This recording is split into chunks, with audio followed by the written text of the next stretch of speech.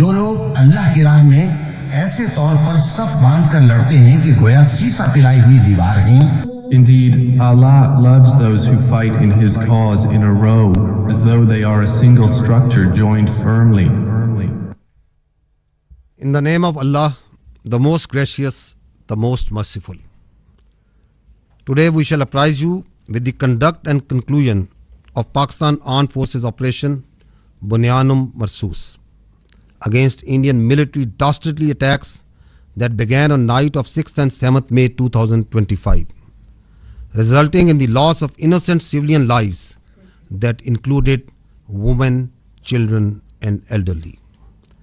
Pakistan had vowed justice and retribution for reprehensible Indian military aggression and brutal killings of our citizens.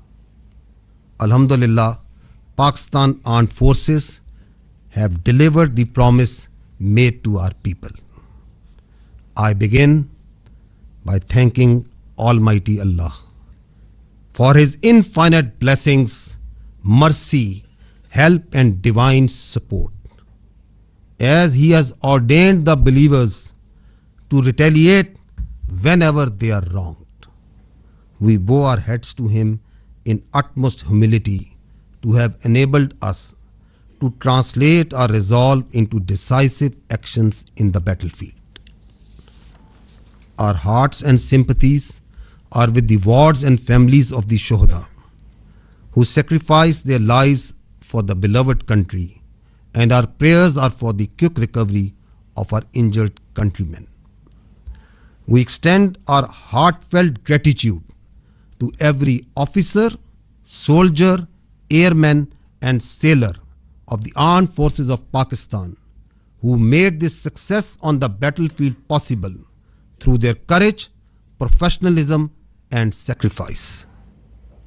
The Armed Forces of Pakistan express their profound appreciation and gratitude to the brave Pakistani nation whose moral strength, resolve and above all wholehearted support and prayers remained unwaveringly with us during these testing times, which became a force multiplier for the Armed Forces of Pakistan.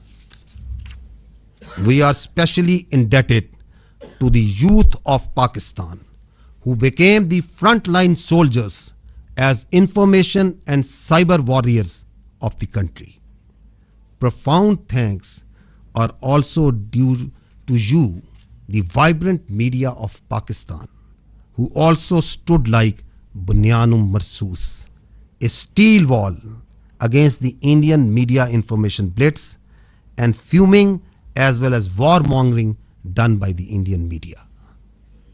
We are extremely grateful to the political leadership of all political parties without any distinction for the unified resolve in support of their armed forces for the defense of our motherland.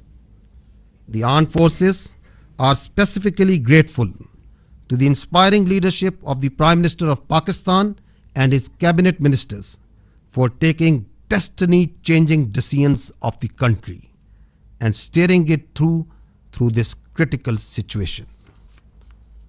Let me share now the operational details of Operation Bunyanum Marsoos. Ladies and gentlemen, Pakistan's response was a textbook demonstration of integrated tri-services jointness enabled by real-time situational awareness, network-centric warfare capabilities, and seamless multi-domain operations. This synergy across air, land, sea, and cyber domains allowed for precision engagements, overwhelming lethality, and rapid tempo. All platforms operated in synergy, delivering coordinated effects at carefully selected decisive points. Using precision-guided long-range Fateh series missiles F-1 and F-2 of Pakistan Army, precision munitions of Pakistan Air Force, highly capable long-range loitering killer munitions, and precision long-range artillery. 26 military targets as well as facilities that were used to target Pakistani citizens and those enterprises that were responsible for fomenting terrorism in Pakistan were engaged in Indian illegally occupied Jammu and Kashmir and also mainland India. The targets included Air Force and aviation bases at Suratgarh, Sirsa, Bhuj, Nalia, Adampur, Bhatinda, Barnala, Halwara, Avantipura, Srinagar, Jammu, Udhampur, Mamoon, Ambala and Pathankot, which all sustained major damages. BrahMos storage facilities at Beas and Nagrota were also destroyed, which had fired missiles on Pakistan, killing innocent civilians, our flower-like children, our ladies and our elderly. S-400 battery system at Adampur and Bhuj was also attacked by our proud Pakistan Air Force. Military logistic and support sites which helped sustain this unlawful operation against innocent Pakistani civilians, like Field Supply Depot at Uri and Radar Station at Poonch, were also targeted. Military command headquarters, which helped plan the operational killing of our innocent citizens, especially the children, including 10th Brigade and 80 Brigade at KG Top and Nushaira, were also destroyed. Facilities which harbor, train and capacitate proxy elements that perpetrate terrorist attacks inside Pakistan, which kill innocent civilians, were specifically identified and destroyed. These include Intelligence Fusion Support Units and its forward field elements at Rajouri and Nushaira. Across the line of control, military elements including headquarters, logistic bases, artillery position and posts that had caused civilian casualties in Azad Jammu and Kashmir through unprovoked artillery and small arms fire were relentlessly targeted and heavily damaged until they raised white flags and asked for restraint.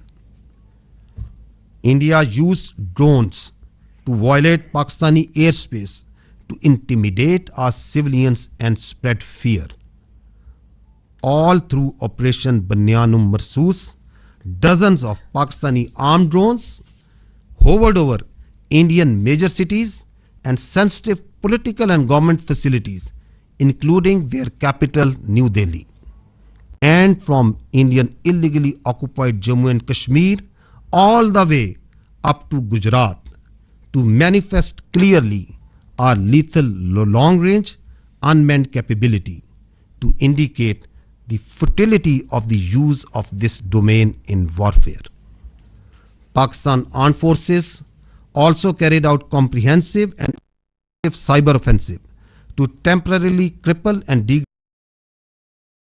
degrade critical infrastructure and services that were being used by Indian Armed Forces to sustain their operations.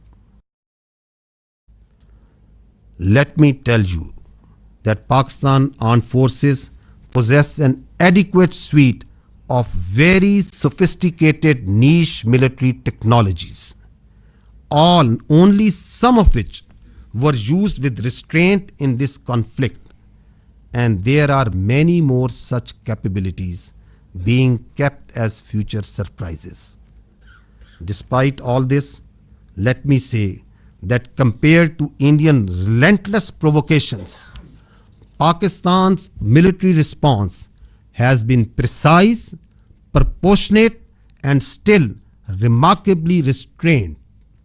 It was carefully calibrated to avoid civilian casualties and has exclusively targeted those entities and facilities which were directly involved in orchestrating and executing cold-blooded killings of Pakistani civilians and those carrying out terrorist attacks inside Pakistan. We must also inform you that Pakistan also sustained an abnormal and immediate spike in Indian-sponsored terrorism across Khyber Pakhtunkhwa and Balochistan, while we were busy in operations on the Eastern Front.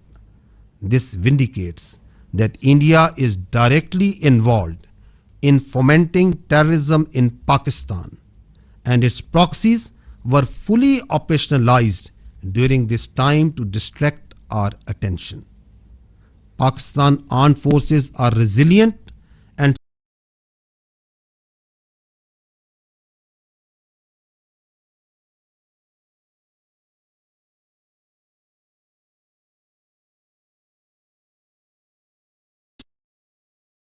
actively counter the threat to our national sovereignty and integrity and the threat to our great motherland.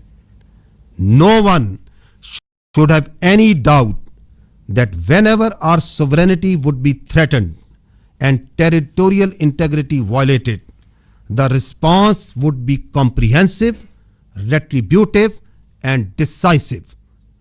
Pakistan Armed Forces thank and salute the Pakistani nation for its courage, resilience, and national fervor during this conflict. Let me finish with the Quranic verse from the Surah Anfal. وَيَمْكُرُونَ وَيَمْكِرُ اللَّهُ وَاللَّهُ خَيْرُ الْمَاكِرِينَ. They plan and Allah plans, and Allah is the best of planners. Pakistan Zindabad, Afaj Pakistan Pindabad. Now, ladies and gentlemen, I will read out this statement in Urdu for our citizens of Pakistan in general. Bismillahirrahmanirrahim. آج میں آپ کو پاکستان کی مسلح افواج کے operation بنیان و مرصوص کی کارروائی اور اس کے نتائج سے آگاہ کرنا چاہتا ہوں، جو بھارت کی بزدلانہ فوجی جارحیت کے جواب میں کیا گیا۔ یہ حملے 6 اور 7 مئی 2025 کی درمیانی شب شروع ہوئے، جن کے نتیجے میں معصوم شہری، جن میں خواتین، بچے اور بزرگ شامل تھے، شہید ہوئے۔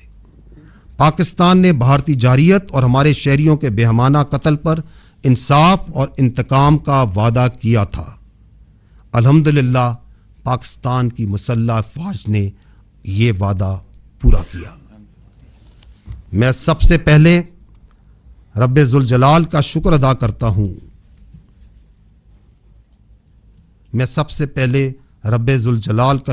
کرتا ہوں جس کی بے پایاں رحمت، نصرت اور مدد ہمارے ساتھ رہی۔ اللہ تعالیٰ نے مومنوں کو حکم دیا ہے کہ جب ان پر ظلم ہو تو وہ جواب دیں۔ ہم اللہ کے حضور سجدہ ریز ہوتے ہیں کہ اس نے ہمیں اپنی عزم کو فیصلہ کن عمل میں ڈھالنے کی توفیق عطا فرمائی۔ ہمارے دل اور دعائیں ان شہداء کے خاندانوں کے ساتھ ہیں جنہوں نے اپنی جانیں مادر وطن پر قربان کر دیں۔ ہم زخمیوں کی جلد صحت یابی کے لیے بھی دعاگو ہیں۔ ہم پاکستان کی مسلح افواج کے ہر آفیسر، سپاہی، ایئر مین اور سیلر کے بے حد مشکور ہیں، جنہوں نے اپنی جرت، پیشہ ورانہ مہارت اور قربانی سے میدان جنگ میں کامیابی کو ممکن بنایا۔ ہم پاکستان کی مسلح افواج پوری قوم، خصوصاً نوجوانوں کے جذبے، حوصلے اور بھرپور حمایت پر دل کی گہرائیوں سے شکر گزار ہیں، جنہوں نے مشکل ترین وقت میں ہمارے حوصلے کو کئی گنا بڑھایا۔ ہم پاکستان کے ان نوجوانوں کے بھی مقروض ہیں جو سائبر اور انفارمیشن کے محاذ پر صف اول کے سپاہی بنے۔ ہم پاکستان کے متحرک اور بہادر میڈیا کے بھی شکر گزار ہیں، جنہوں نے بھارت کے پروپیگنڈا اور جنگی جنون کے خلاف بنیان و مرصوص یعنی ایک آہنی دیوار کی طرح کھڑے ہوئے۔ ہم بلا تفریق تمام سیاسی جماعتوں کی قیادت کے بھی ممنون ہیں، جنہوں نے سیاسی اختلافات سے بالا تر ہو کر وطن کے دفاع میں متحد ہو کر افواج پاکستان کے شانہ بشانہ کھڑے ہونے کا بہترین مظاہرہ کیا۔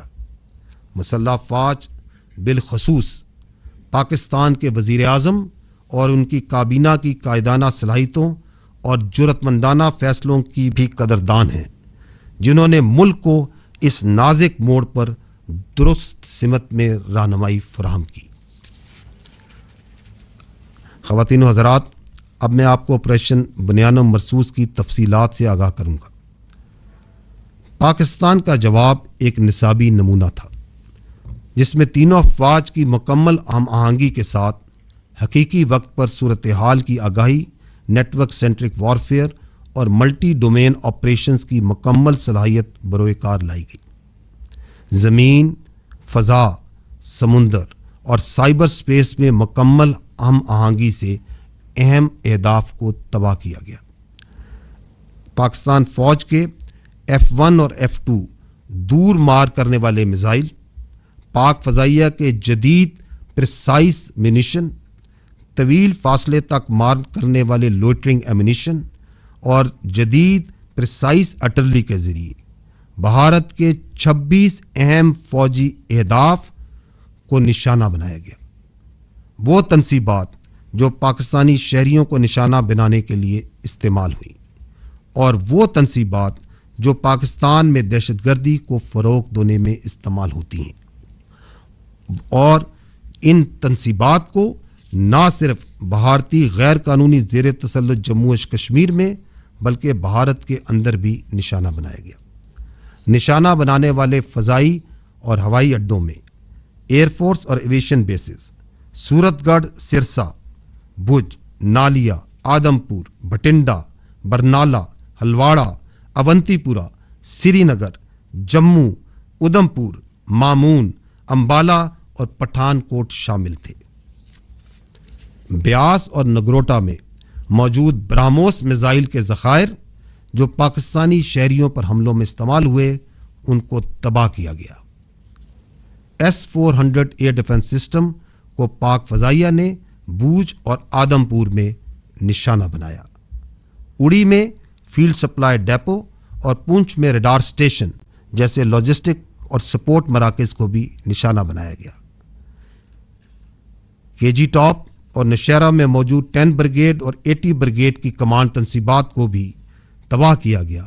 یہ وہ تنصیبات ہیں جہاں سے بلا اشتعال فائرنگ کر کے معصوم بچوں اور عورتوں کو نشانہ بنایا گیا۔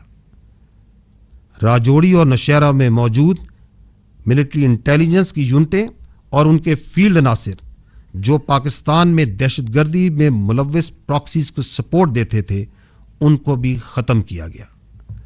لائن آف کنٹرول کے پار وہ تمام آرٹلری، لاجسٹک اور پوسٹیں جو آزاد جموں اینڈ کشمیر میں سولینز پر فائرنگ کرتی تھیں، ان پر شدید اور مسلسل جوابی کارروائی کی گئی، یہاں تک کہ انہوں نے سفید جھنڈے اٹھا لیے۔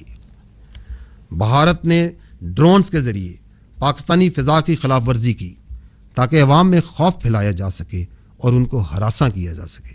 اس کے رد عمل میں آپریشن بنیان و مرصوص کے دوران پاکستان کی مسلح ڈرونز بھارت کے بڑے شہروں انکلوڈنگ دارالحکومت نیو دہلی اور illegally occupied Jammu and Kashmir سے لے کر گجرات تک مسلسل پرواز کرتے رہے، تاکہ پاکستان کی صلاحیت کا نہ صرف اظہار کیا جا سکے اور بلکہ یہ بتایا جا سکے کہ اس ڈرونز کے ڈومین کا موجودہ وارفیئر میں کوئی فائدہ نہیں۔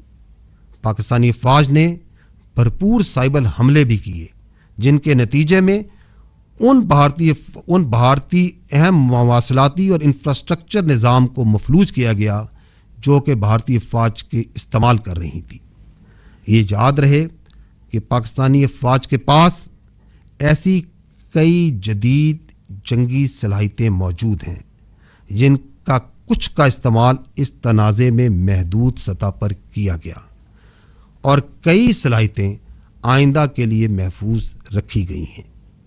ان سب اقدامات کے باوجود میں واضح کرنا چاہتا ہوں کہ بھارت کی مسلسل اشتعال انگیزی کے مقابلے میں پاکستان کا رد عمل نہایت درست، متوازن اور محدود نوعیت کا رہا۔ ہر ہدف جو ہمارے معصوم شہریوں کے قتل یا پاکستان میں دہشت گردی میں براہ راست ملوث تھا، ان کو احتیاط سے نہ صرف منتخب کیا گیا بلکہ انشور کیا گیا کہ عام شہری متاثر نہ ہوں۔ ہم یہ بھی واضح کرنا چاہتے ہیں کہ جب مشرقی سرحد پر افواج پاکستان دفاع میں مصروف تھیں تو خیبر پختونخوا اور بلوچستان میں بھارتی سرپرستی میں دہشت گردی میں غیر معمولی اضافہ ہوا، جو اس بات کا دوبارہ ایک ناقابل تردید ثبوت ہے کہ بھارت پاکستان میں دہشت گردی کو اپنی پراکسیز کے ذریعے فروغ دے رہا ہے۔ تاہم افواج پاکستان نے مغربی محاذ پر بھی انسداد دہشت گردی آپریشنز کو بغیر کسی وقفے کے کامیابی سے جاری رکھا۔ خواتین و حضرات، آپریشن بنیان و مرصوص ایک ایسی شاندار مثال ہے جہاں قوم کی تمام طاقتیں متحد ہوئیں اور متحد ہو کر مادر وطن کے تحفظ کے لیے کھڑی ہو گئیں۔ کسی کو بھی کوئی شک نہیں ہونا چاہیے کہ جب کبھی ہماری خود مختاری یا سرحدوں کی خلاف ورزی کی گئی، ہمارا رد عمل جامع، جوابی اور فیصلہ کن ہوگا۔ افواج پاکستان پاکستانی قوم کو اس کے حوصلے، عزم اور حب الوطنی پر سلام پیش کرتی ہے۔ اور آخر میں سورہ انفال کی ان آیات پر ختم کرنا چاہوں گا، وَيَمْكُرُونَ وَيَمْكُرُ اللَّهُ وَاللَّهُ خَيْرُ الْمَاكِرِينَ۔ وہ تو اپنی تدبیریں کر رہے تھے اور اللہ اپنی تدبیر کر رہا تھا، اور وہ سب سے مستحکم تدبیر کرنے والا ہے۔ پاکستان زندہ باد، افواج پاکستان پائندہ باد۔ اب میں آپ کو اس آپریشن کی مزید جزیات سے آگاہ کرنے کے لیے آپ کی توجہ اسکرین کی جانب مقبول کرانا چاہوں گا۔ کم من فیۃ قلیلۃ غلبت فیۃ کثیرۃ باذن اللہ. And the translation reads, how many times it happened that a smaller force vanquished a bigger force by the will of Allah. History has proven that the complete nation and its armed forces have always stood together with all their might against any act of aggression. Alhamdulillah, we have the will, capacity and capability to protect our sovereignty and territorial integrity, and we are all well aware of the ways and means to do it. Our forefathers, they have sacrificed immensely, and we have sacrificed a lot for the creation of this country, and we know how to defend it. If this great Pakistani nation and the Pakistani armed forces, if 1.3 million Indian army with all their wherewithal, if they cannot intimidate us and they cannot coerce us, these terrorists can subdue the armed forces of Pakistan. ہم صرف یہ کہنا چاہتے ہیں کہ نہ ہم تمہاری طاقت، نہ تمہاری مکاری اور تمہاری جارحیت سے مروب ہونے والی قوم ہے۔ Now you just wait for our response.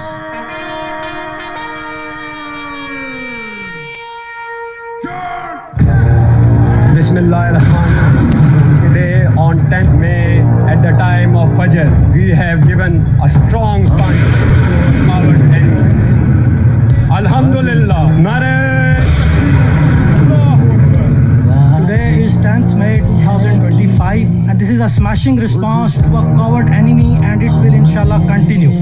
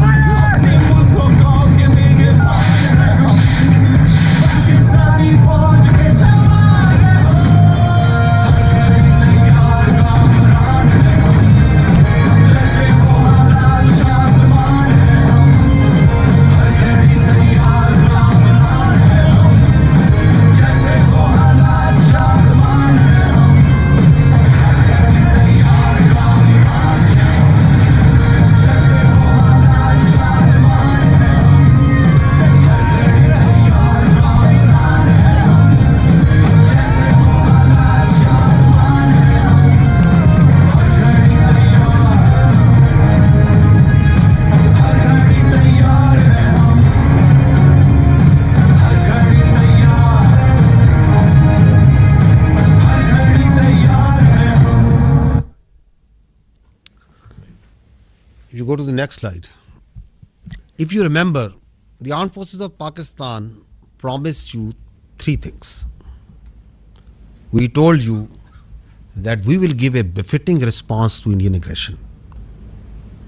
We told you and we told the nation that, however, this response will be at the time, place, and method of our own choosing. And we also told the nation that when we will hit the Indians, the entire world will come to know. And we also told that you will not require the Indian media to report to you the phantom strikes that they said that Pakistan is taking place. Didn't we tell you all these three things? We told you. And we also told you that as these armed forces say, we ardently love to embrace Shahadat far more than you fear death. So gentlemen, this is how it culminated. Now I will show you another clip which will tell you the story. Pakistan says the country has launched a retaliatory military operation against India.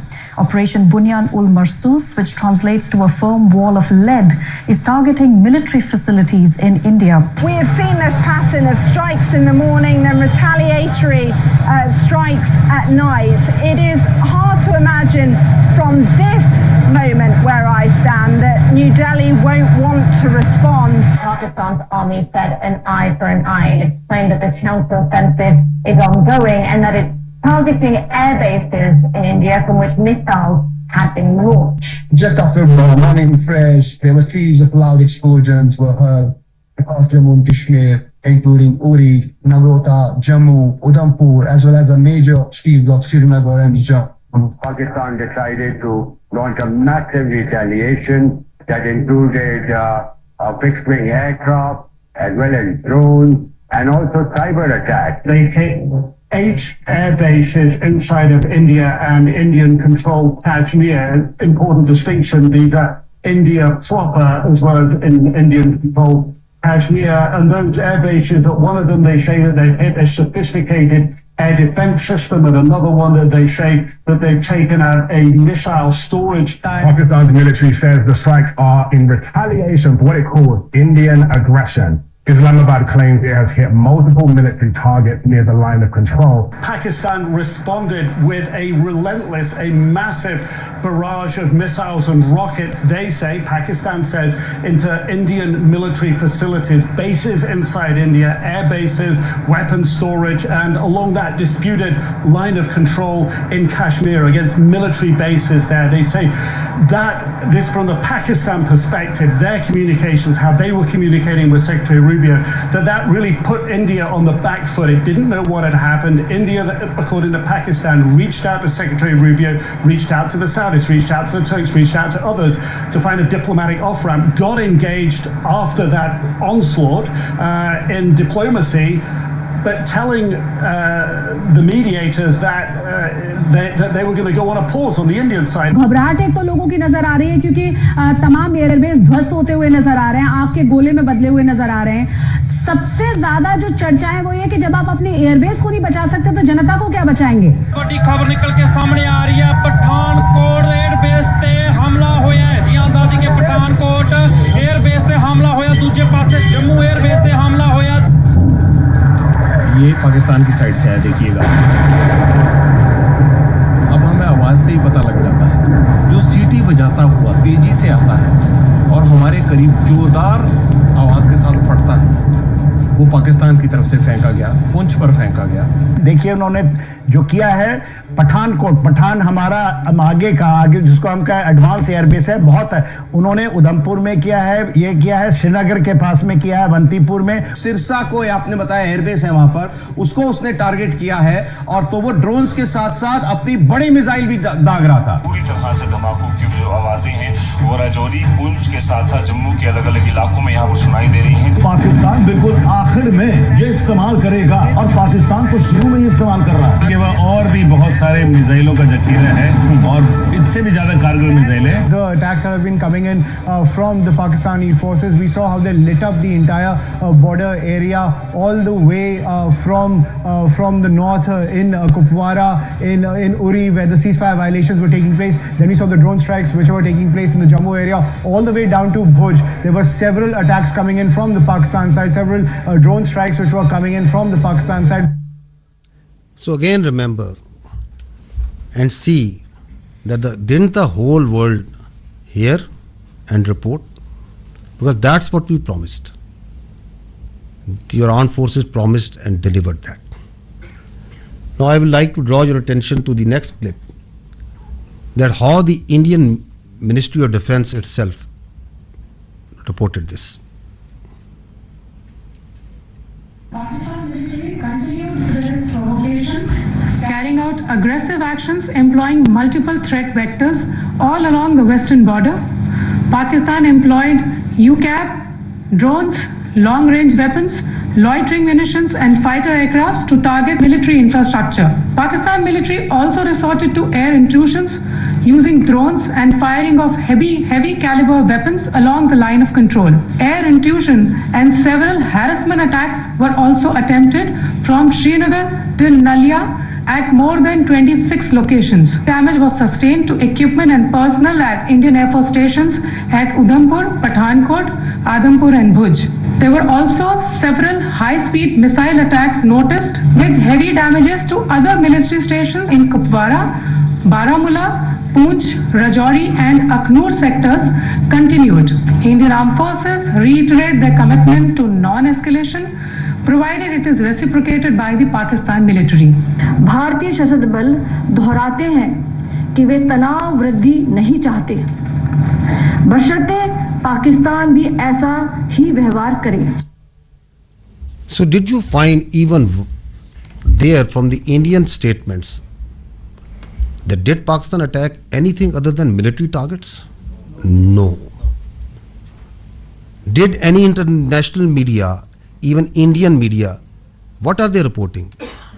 Precise targeting of the military installations, posts. We told you that we don't target civilians. Our religion does not allow us. Our culture does not allow us. Our professionalism of these armed forces doesn't allow us. That we will never target civilians. So they are even acknowledging that. And they are also saying that once they received the message, once they got the message, then who asked for non-escalation? Who requested that they want non-escalation, that the things should go down? So it's for all to see.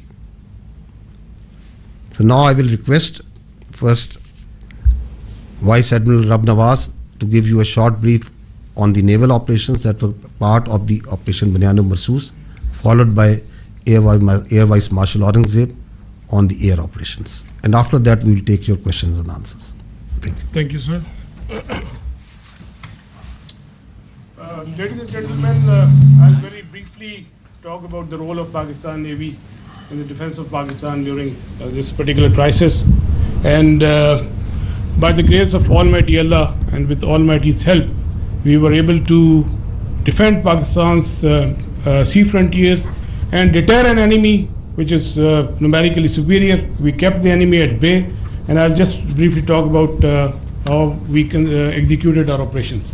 So essentially, protection of Pakistan's maritime interests and seaworld defense, that is the task of the Navy. And Alhamdulillah, with the help of Almighty Allah, we were able to do that. On any given day of the year, we maintain perpetual readiness. And what that means is that our ships and submarines, they are stocked up, all the military logistics are stocked up. And for us, the transition from peace to war is not only swift, it's almost invisible. And when this false flag thing happened in the Indian illegally occupied Jammu and Kashmir, we immediately mobilized and we completed the operational deployments of Pakistani Navy fleet units and also the coastal command units in matter of hours. Our submarines, our ships and aircraft, they were at in their respective areas where they were supposed to be, and we were ready to thwart any aggression from the sea. And go on to the next slide. Ladies and gentlemen, maritime domain awareness, that is essentially to know what is happening in your area of interest. That is critical for the naval operations. And I'll just briefly talk about that, because to generate any response, you need to be aware of the happening in your area of responsibility. And we were maintaining 24/7 vigil at sea. And click, aage jaye. Okay. A couple of days back, there was a hype. You heard about INS Vikrant approaching Karachi, and I'll just briefly tell you that we were keeping a very close eye on the activities at sea. And this is essentially the Indian Navy surface disposition throughout these days. They had a couple of ships in this particular area. They were moving around in this area, and then there's a ship off Salalah, which was operating over there. And this is the much talked about the Indian carrier. We were monitoring it right from the day one. On 30th of April, it was here, then it moved up here. Subsequently, it moved up here. And on the night of 6th and 7th May, it was back, close to Ratnagiri, very close to Mumbai. And then on 9th May, it was here, essentially 400 nautical miles away from Pakistani coast. And again, then it retreated back close to Mumbai. So we were keeping a very close track on this particular carrier movement, and there was no cause of concern at any time. If the carrier comes closer to 400 nautical miles and even closer, that essentially simplifies our problem. So we were the Pakistan Navy Maritime Air Arm in coordination with the strike component of Pakistan Air Force. They were cockpit ready to generate any kind of response at that time, at all times. And I was in constant communication with the Deputy Chief of Air Staff, Air Vice Marshal Aurangzeb, at all times, and we were just ready. If there is any aggression from the sea, we were there to respond effectively. And let me say another thing. That is, you know about the carriers, you have seen them in the movies, but as a professional military officer, I don't want to underestimate the enemy, but let's put the things in the right perspective. The INS Vikrant and the carrier, the Western carrier, there's a huge difference. This is an aircraft carrier which essentially sailed with 8 to 12 MiG-29s, which was barely essential to carry out its own air defense. The purpose of the carrier is power projection and to ensure air superiority in a given sea area. So with this, less said the better. This is simply not possible, and the Indian Navy exactly knew this, and that is precisely why on the 9th of 6th and 7th, when they carried out this cowardly attack on the civilians, they moved this carrier to the safety of their own coast, well away from Pakistan's strike capability, close to this Ratnagiri area. And again, on the night of 9th and 10th, it was moved very close to the Mumbai. It was essentially 17 to 20 nautical miles off Mumbai. But we were keeping a track. We were fully aware of their movements in this area, and we were always ready to generate a response in coordination with the Air Force, especially in case of the aircraft carrier. Subsurface elements, the offensive element, they were offensively deployed. They were in their respective areas and ready to generate a response. And also, you might have seen this footage. We were not only in the surface domain, but we were essentially effectively monitoring their air surveillance things. And because of the operational security reason, I'll not talk much about how we did that, but we were keeping an eye on this particular activity as well. And likewise, in the subsurface domain, our anti-submarine warfare vigilance was all-time high. We were monitoring the movement of their submarines when they left their shores, and we exactly, had an idea where they would be, and we had our ASW surveillance and suppression effectively going on at all times. Likewise, another component of Pakistan Navy's responsibility is the defense of the Creek area. We had our coastal command units deployed over there in close coordination with headquarters 5 Corps elements, Pakistan Army elements, and they were poised to defend this particular area in case of any aggression from the south. Another important component is the protection of ports and harbors. You have just heard the DG ISPR talked about the subconventional threat that we witnessed. There was a surge in other part of the country, and we were, there were real-time apprehension that there may be a surge. So we ensured the protection of all ports and harbors of Pakistan, and coastal command elements, they effectively played a very, very important role in this.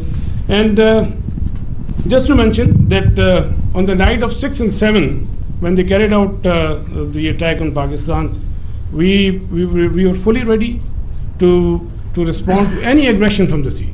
We were just ready, and but the enemy chose not to come over. It was essentially not a matter of choice. I would say it was a matter of compulsion, because enemy fully understood the cost it would have incurred had it ventured from the sea. And likewise, वापस जाइएगा, go back please, go back. And a few words about the missile threat that you have talked about. You must have heard the enemy missile attack. We were keeping a very close eye on enemy deployment in this area, from where they can potentially launch a missile threat towards Karachi. We were fully aware, and we had our response ready to in that eventuality. And go on to the next slide, please. Ladies and gentlemen, all operations, whatever we do in the military domain, they are to create certain effects.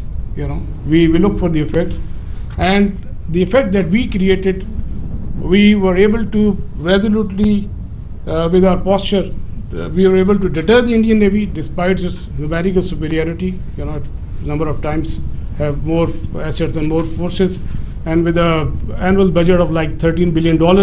So Pakistan Navy, with its potential, with its posture, with its capability, was effectively able to deter the Indian Navy from doing any venture from the sea, alhamdulillah. And that is very, very important. That is essentially the job of the Navy, to ensure that the free flow of trade continues. That's the backbone of the economy. Our 95% of trade is through the sea. Alhamdulillah, we were able to ensure that the shipping continues, the free flow of trade was ensured, and we were able, all our ports and harbors, they remained open. And you can Google yourself. So what was the case on the other side? You can Google about Kandla and Mundra, and there was some disruption, but that you can check for yourself. But alhamdulillah, we were able to effectively ensure this. Next. We had a wonderful inter-services synergy, very effective communication, and like I said, I was in constant touch with the DGMO and the Deputy Chief of Air Staff Operations. At all times, we fully coordinated our operations, and alhamdulillah, and I think that's really successful for execution of maritime operations. Aage chale. Alhamdulillah, we came up to the national expectations. We ensured defense of Pakistan's maritime frontiers, and we were able to deter the enemy from any adventurism from the sea. And ladies and gentlemen, let me tell you that we remain ever ready to thwart any aggression from the sea at all times. So we will keep our guard. We always keep our guard, and inshallah we will keep our guard in days to come. And last but not the least, I'll end my presentation that the next time when you think of Pakistan Navy and the silent guy, please remember that with the help of Almighty Allah, our actions will always speak louder than words. Thank you very much, and I request AVM Aurangzeb. So the Indians didn't choose to come on the sea. Now you understand why. أعوذ بالله من الشيطان الرجيم بسم الله الرحمن الرحيم وتعز من تشاء وتذل من تشاء بيدك الخير وهو على كل شيء قدير. On behalf of Pakistan Air Force, Chief of the Air Staff, Pakistan Air Force, I stand here with you all with deep-rooted humility and gratitude. I am so thankful for Allah helped us in achieving whatever we desired, even whatever we deserved, more than what we deserved. For being able to be up to the task for PF, as they say, second to none. Ladies and gentlemen, as the DG ISPR mentioned, I am Deputy Chief of Air Staff Operations. I'll pick up from where I left day before yesterday. PF versus IF, 6-0. The PF's response has strengthened Pakistan's national security, alhamdulillah. And it has even strengthened our commitment, the enduring commitment the PF has for stability and peace. But I have no doubt, and I can say with assurances, that the real genius and the mastermind, the cerebrum behind the design and the aim and the structure, the game plan of PF was the Chief of the Air Staff, Air Chief Marshal Zahir Ahmed Babad Sidhu. He asked us to do 3 things in our response: re-establish deterrence, neutralize key threats, retain control of air. I will show you in my presentation how we try to do that. Slide. During the befitting response that we generated in our first episode, we attrited the IF's pride, the Rafales, resulting in this entire fleet almost coming to a standstill at ground position. You could see that they were not flying after that, at least not close to their western border. This reduction in flying to bare minimum actually reduced their liberty of action. They curtailed their options. Slide. This is the Pakistan's air defense environment. Pakistan air defense environment is offensive, it's integrated, it's credible. And I'll show you. IF initiated having no space with their manned aircraft. They initiated with their unmanned aircraft operations, targeting Pakistan's civilian population and their infrastructure. Here you see all these spots all across the swath of drones and UAVs who are coming inside our territory, which is being picked up by all our radars from the moment they were entering, even before that. Slide. Now, PF's air defense environment is suitably configured to detect enemies' low RCS radar cross-section, high and slow speed platforms. That you can see that they are all visible by the time they are entering. Slide. So the anti-drone systems of Pakistan Air Force and Pakistan Army also in Navy, they rendered the enemy US drones attacks ineffective by spoofing, jamming, and making their systems rendering them unserviceable. Slide.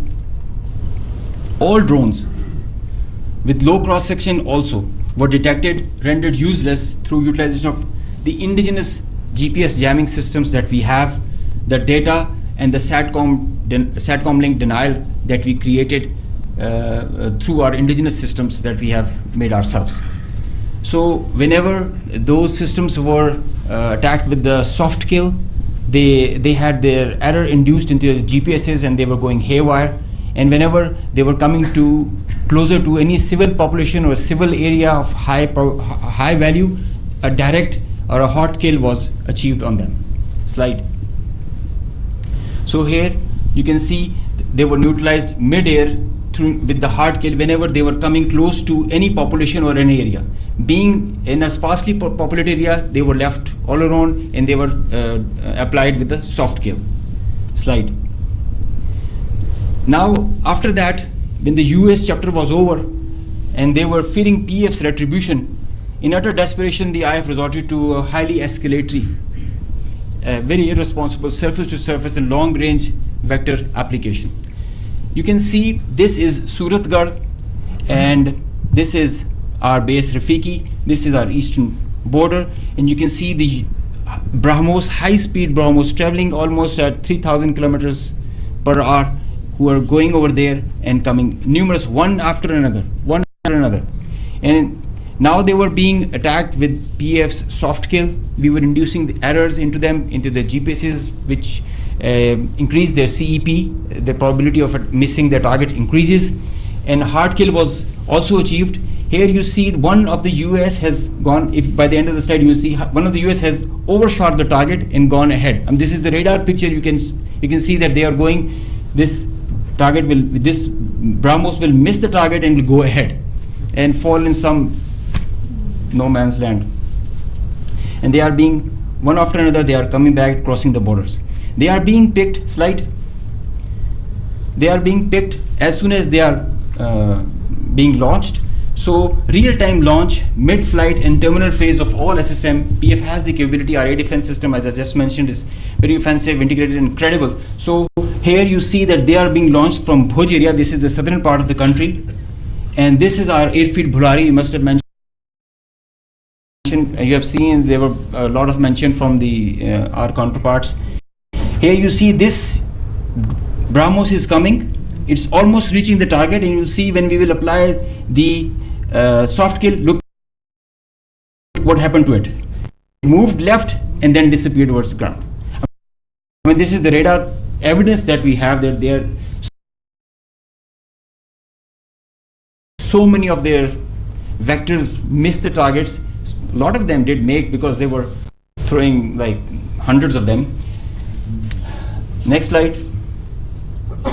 There is one more very interesting thing that I would like you to all see. This is where it is launched from our eastern side towards Jaisalmer. This is our airfield Shahbaz, Jacobabad. Now this BrahMos is crossing on top of Shahbaz, and it is going towards our western border, almost to our neighboring country, towards that. You can see this is going there, it's going ballistic. Now they are not even threatening their neighbor, they are threatening the regional stability of the whole continent and the larger area. So effective sensor to shooter grid that was made by PAF, and the potent hardened soft kill capability that led to the missed target opportunities for lots of their surface to surface and long range vectors. Slide.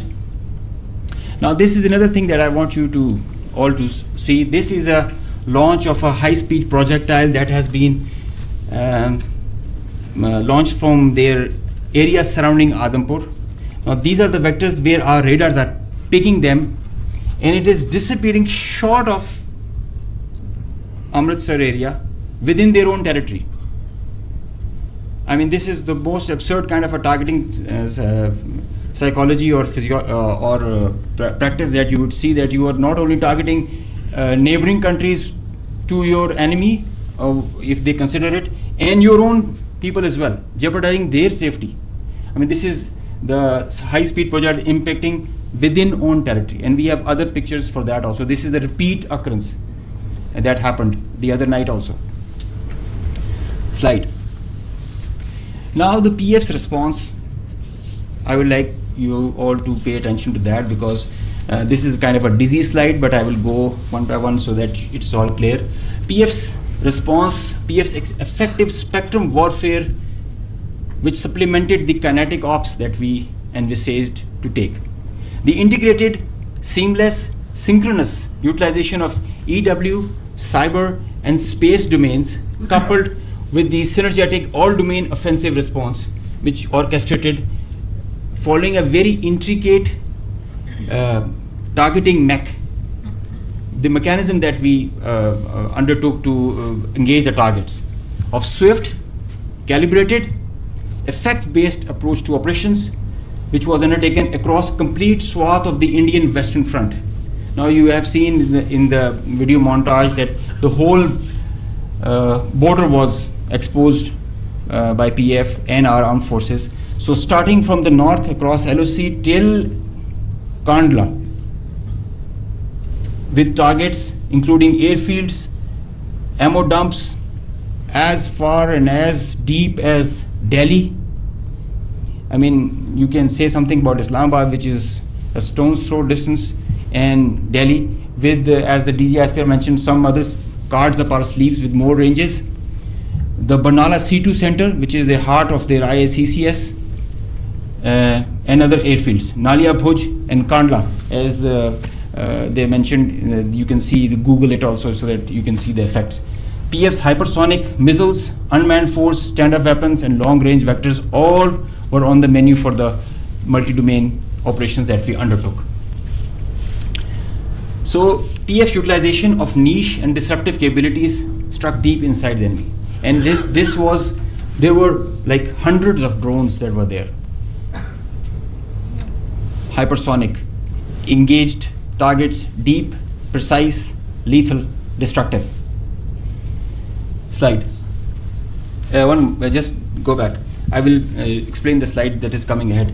So our aim was to achieve ascendancy in effects so that we manage the escalation. Throughout the conflict of whatever length it was, we had the escalation management at our side. So within a short span of time of couple of hours, we had really saturated our friendly neighborhood. Next slide. This much talked about S-400 threat.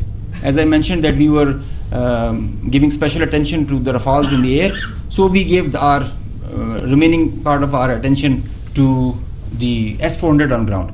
Now identifying S-400, attacking them is a easier part than identifying it on ground because it is mobile, it's a high value thing, and you guard it. It's kind of a center of gravity. So we were tracking through our satellite imagery well before the hostilities, as we usually do. So we had pinpointed S-400. As you can see, we knew that this is parked. It's cheeseboard radar and the other part of the radar, the other constituents of the whole S4 battery. Slide. These coordinates, go back. These coordinates were ortho-rectified by our space department, so that you have a very precise engagement. Whenever you are throwing and employing long-range vectors, you really need very precise coordinates so that you don't miss. So S-400 was at Adhampur was targeted like that. Next. As I mentioned, some niche technologies and capabilities were employed. So our loiter munition and killer drone strike at PF. At Udhampur, you can see this was their complex and command and control, magnified before and after. It's not there. Now these kind of pictures, loads of pictures are there for targets. So I need not to show them. They were saying it themselves, as you saw on the montage. So PF's response remained very effective, very potent, and very effect-based. Slide. Time and place of own choosing, displaying bold, aggressive, and unwavering resolve of military leadership.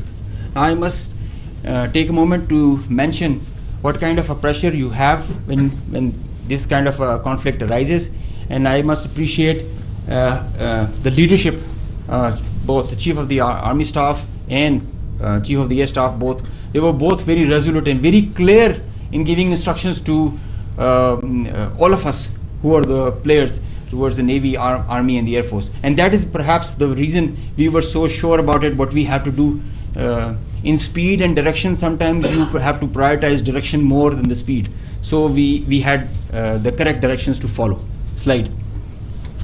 With unprecedented reach, precision, lethality, while avoiding collateral, as you have seen in the video montage. PF hit maximum number of IF airfields in a single operational package since 1971, because they crossed the international border since that, so we had to do that. Slide. While re-establishing deterrence, Pakistan negated the setting of a new normal under the hegemonistic design of a supremacist regime through swift and effective response. Slide. On a closing note, from Pakistan Air Force, PF remains committed to ensure Pakistan's airspace sovereignty and pursue peace with strength. Thank you.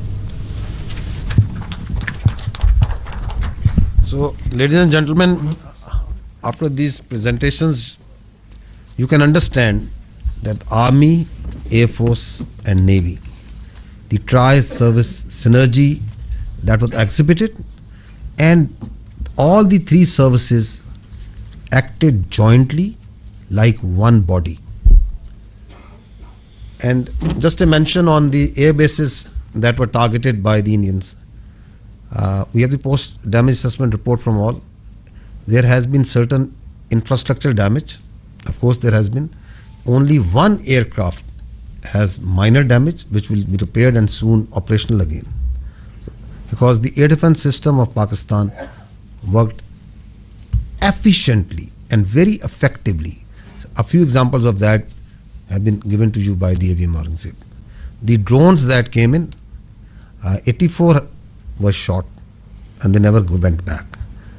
And we also promise you that they can send anything. Whatever they will send, it will not go back. So that's a promise also that we kept. So now we can start with the question and answer. And before that, we again first bow our heads in humility to Almighty Allah for giving us this great success, and the people of Pakistan for the support that was with the armed forces. And the armed forces and the people of Pakistan were one body again. They worked together for thwarting this threat against this motherland. So we can have the first question.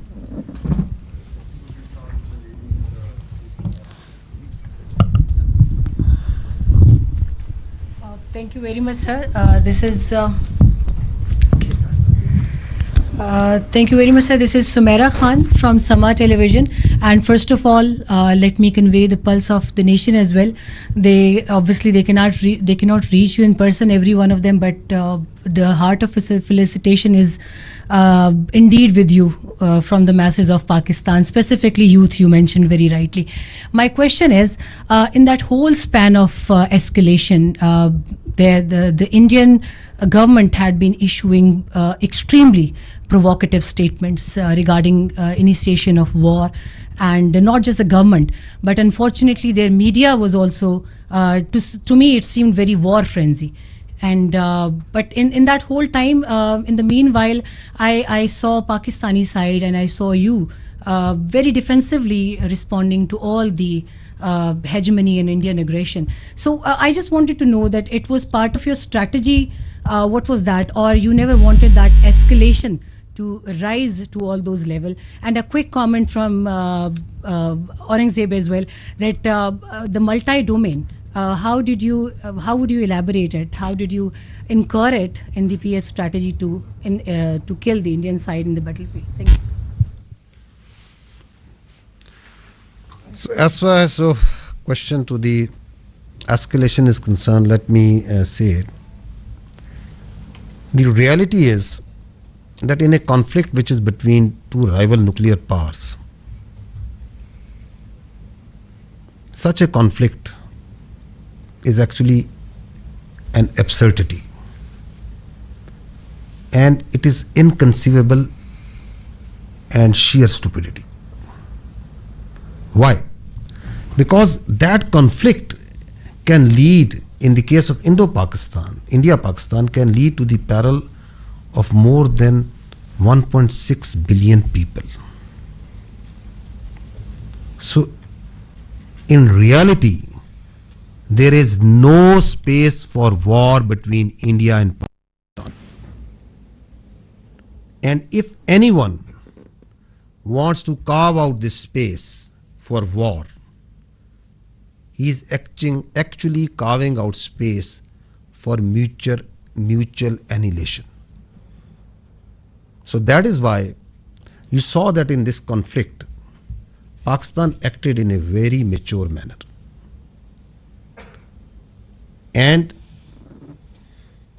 through conventional forces,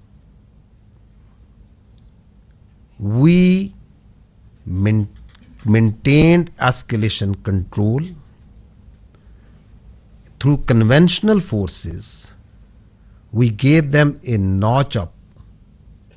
two-notch up response, while also ensuring that these forces, the Pakistan Army and the other forces that were employed on the Western Front, on the counter-terrorism operations, no pull is also exerted on them. Thank you.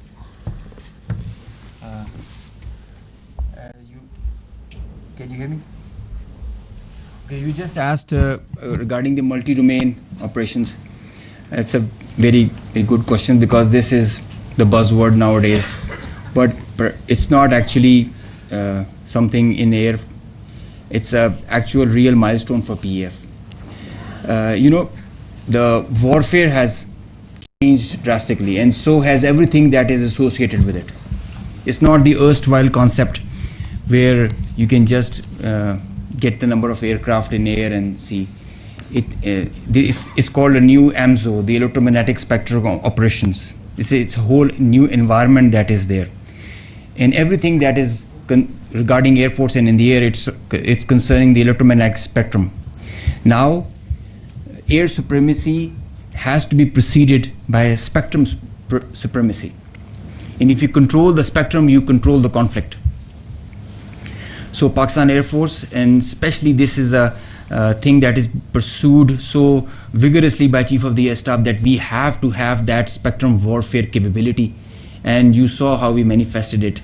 It is a combination of EW, space, cyber, air, land, and sea, command, control, communication, infrastructure, information. All these things, they are in the wider spectrum of electromagnetic operations.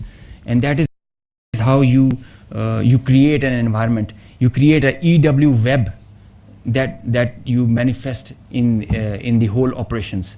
It has to be choreographed at each step, and when to administer what. And it has to be preconceived. I mean, you can't do it randomly, and you cannot just do it on your whims. So you have to understand the whole idea and whole architecture. It might get pretty technical, but multi-domain operations is the need of the day, and all those air forces who kind of relegate it, they end up in the wrong side of the barrel. So Pakistan Air Force prioritizes it.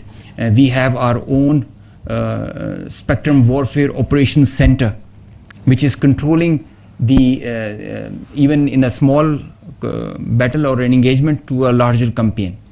Because now all the players who are there, all aircraft, they have so much of sensors, and there's so much of fusion going on, the data links, the software defined radars, they're all thriving on the electromagnetic spectrum or being challenged by it. So each player is taking a campaign level decision, the kind of information he is having.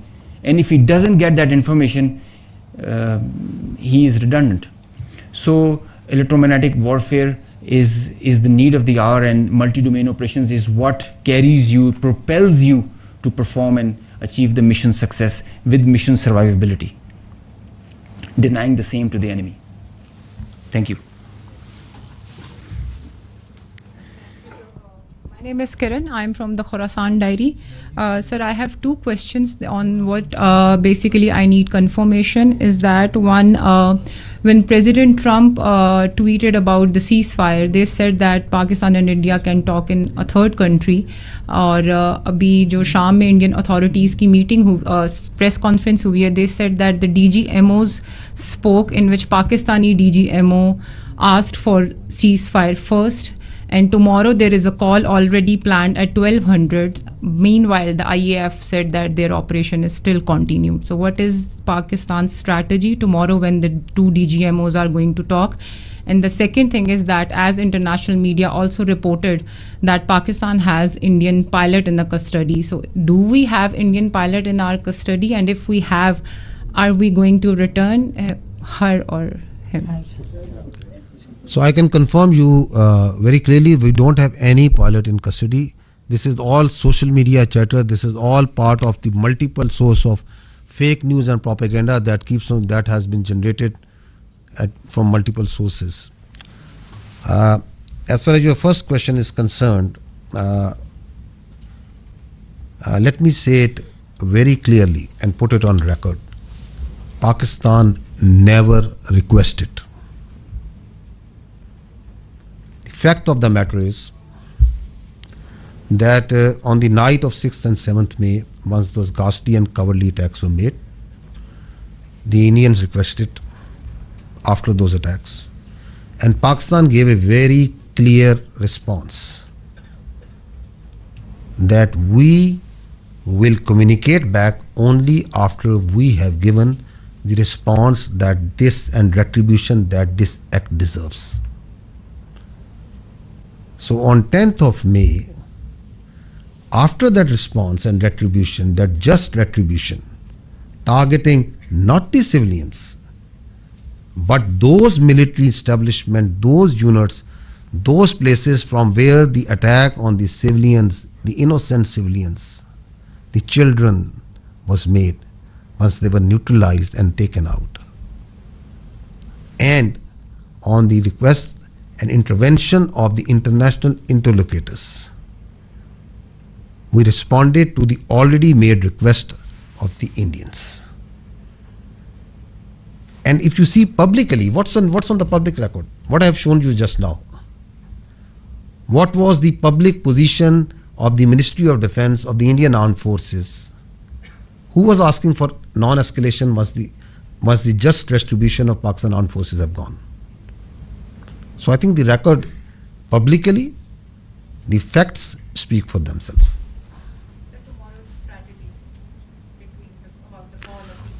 You want me to make public that what strategy are we going to adopt?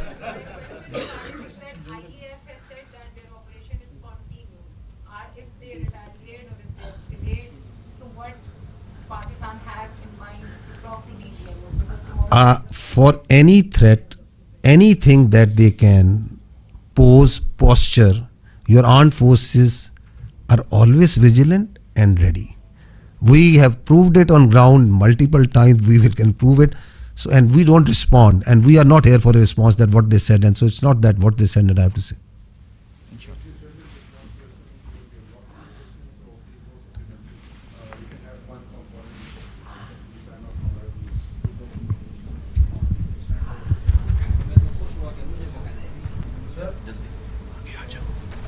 Thank you very much. Okay, I'll come to you after that. Thank you very much. Saima Shabir from Arab News. Sir, my question is related to tomorrow's meeting by DGMOs. Pakistan has declared the suspension of Indus Water Treaty as an act of war. So if tomorrow on the agenda this Indus Water Treaty suspension is on the table and India does not call it off, I mean, it does not regulate it again, and it is suspended. So what would be the strategy by Pakistan Army, because Pakistan has called it an act of war? So the position of the government of Pakistan on the Indus Water Treaty is absolutely clear, and no further comment is needed on that.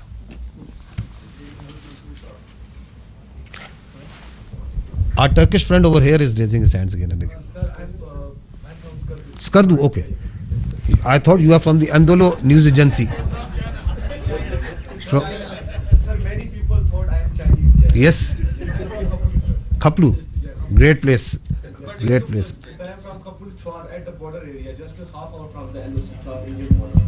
Oh, Sir, I am from British. Okay. Sir, sorry for the mistaken identity. So we can go with the question. Sir, my question is that Ahmad Mansoor 24 news से ताल्लुक़ है। General साहब, हमारी जो forces की leadership है उसके लिए बहुत कुछ कहने को है, लेकिन मैं सिर्फ ये कहूँगा कि जो बॉडी लैंग्वेज स्ट्राइक्स आपने की हैं इस सारे कन्फ्लिक्ट में, उन्होंने भी बॉर्डर पर बड़ा कुछ हिला के रखा है। सवाल सर मेरा ये है कि मसला कश्मीर एक ऐसा है कि उसकी वजह से दो एटमी जो ताकतें हैं वो एक खौफनाक जंग पूरी दुनिया को हिला के रख देती है। इस दफ़ा फिर यही हुआ, और अभी जो सदर ट्रंप ने अभी जो दूसरा ट्वीट किया है उन्होंने मसला कश्मीर को एक मुतनाज़ा इलाका करार दिया है, उसका जिक्र मुतनाज़ा खित्ते के तौर पे किया है। तो इंडिया तो इसको अपने तौर पे इसको गैर मुतनाज़ा कहे बैठा है, लेकिन क्या ये एक बड़ा नादर मौका नहीं है, सुनहरी मौका नहीं है पाकिस्तान के पास कि अब इस जो कन्फ्लिक्ट के तनाज़र में अब चूँकि दुनिया भी राब्ते में है, सबकी नज़रें हैं इस पर, तो पाकिस्तान दोबारा मसला कश्मीर को जाए? Kashmir remains central to the dispute between India and Pakistan. And peace between India and Pakistan will always elude till the time there is not the resolution of the Kashmir as per the United Nations resolutions and as per the will of the people of Kashmir. So that is important to understand. Till the time that is not done, there cannot be enduring peace between India and Pakistan. So this military conflict has once again put Kashmir right as the flashpoint which needs to be resolved, which needs to be as per the will of the people of the Kashmir. And you have alluded to the tweet and the international path, rightly understanding that this issue of Kashmir needs to be resolved. The problem here is that what we are seeing is, and I talked about it in my last press conference also, is that India continues to internalize this external problem. Kashmir is an external problem with Pakistan, India and the people of Kashmir. It is on the UNSC resolution. It's an internationally recognized dispute. And India is trying to internalize it. How? By trying to change the demography of Kashmir, by trying to change the legal status in violation of the UNSC resolutions and the international commitments that India has made, by the coercion and harassment of the people of illegally occupied Jammu and Kashmir, and multiple other actions, by the oppression that is going on and the just and the just struggle of the people of Kashmir for their rights. And then on the pretext of law and order, on the pretext of terrorism, this you are seeing what's happening even after Pahalgam in Kashmir. Houses of the people are being bulldozed, blasted. People are being taken into custody, and not in dozens but in hundreds and thousands. You have got so much security forces, so many intelligence people, so much state power put in that very small place. The rights of the people, the plight of the women, the plight of the children. So it's an international issue. Talk it out, find a solution which satisfies the will of the people. So that is what needs to be done as far as Kashmir is concerned.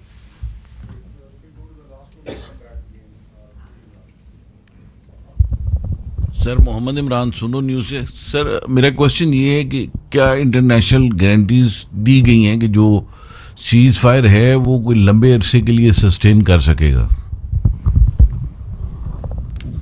You see, being the spokesperson of the armed forces of Pakistan, I can state with 200% certainty that the Pakistan armed forces are holding the line of control ceasefire. No violation is being made by Pakistan Army or the armed forces.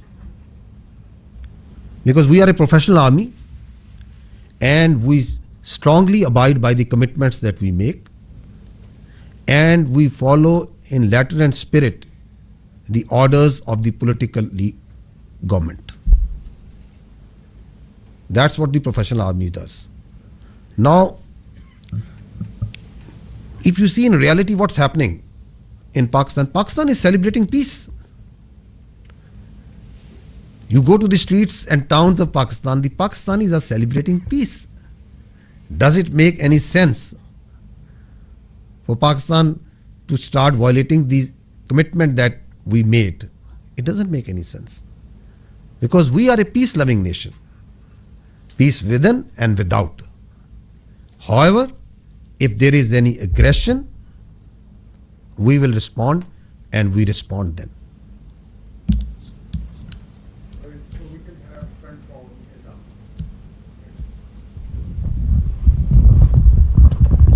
you so much. My name is Raza. I'm from Iranian State News Agency. If you allow me, I have a question from the Honorable Vice Admiral. So thank you. So we have seen the activities of the Navy before the escalation and the readiness. As the Indian Navy P-81 was being closely tracked and even seen on media, why Pakistan Navy decided not to shoot it down? And you refer to the limitation facing by the Indian aircraft carrier. Keeping in view the limitation of the Indian aircraft carrier, can you please explain us why India have not brought its carrier to, for so-called possible attack? Thank you very much. Thank you very much for the question. Okay. First of all, like I told you that the war is not fought in isolation by a single service. So, whatever we do, it's a very well coordinated effort. So, all actions are calibrated amongst the three armed forces at what time, what is to be done. So, at that time, when that was the video of 4th and 5th of May, we just demonstrated that we were keeping a very close vigilance, and I've mentioned our the very effective coordination and collaboration with Pakistan Air Force. So I'll not go into those details because of the operational security reasons, but essentially that was simply to send across a message that if we can track, so we can go to the next level, but that is based on the national decision making. That's not an isolated. The Navy will always act in sync with the all three services, and that would be a national security decision-making thing. So when the time will come for that to happen, so inshallah we will respond in that fashion. The aircraft carrier, I mentioned, for example, we can have that slide, Kazim, if he's here. So this is the aircraft carrier which is having 8 to 12 MiG-29s, which is barely enough to carry out its own air defense. And aircraft carriers, if the Western air carrier, if you talk of the 4th class aircraft carriers, they carry like 75 plus aircraft. And the purpose is to project the power and to have the air superiority in the theater of war. So, and that is how they influence operations from sea to land. So here, in case of INS Vikrant, the aircraft that it was carrying, they were barely enough to carry out its own air defense. And the question of projecting power ashore or to maintaining an air superiority in a conflict theater, that's simply not possible. We know that, the Indian Navy understands that, and that is why it was more of a psychological, trying to create a deception or a psychological effect. And we fully understood that. And like I said, we were always ready. Had there been any aggression, we, in close coordination with Pakistan Air Force, we were always ready. They were cockpit ready to generate a response. We have a mechanism worked out with the Pakistan Naval Aviation assets and Pakistan Air Force assets. So the response was always ready. And this is simply, let me say it politely. I did mention that as a professional military officer, I don't want to underestimate the enemy, but let me tell you candidly that INS Vikrant, with its present capability, it's effective essentially in the IO domain, and which essentially you saw that article in the Telegraph and that hype about. So essentially, its effectiveness is restricted to the IO domain, and had it not been the case, it would have projected the power ashore and it would have created some effect. So they understand the limitation, and we also understand that. Thank you very much.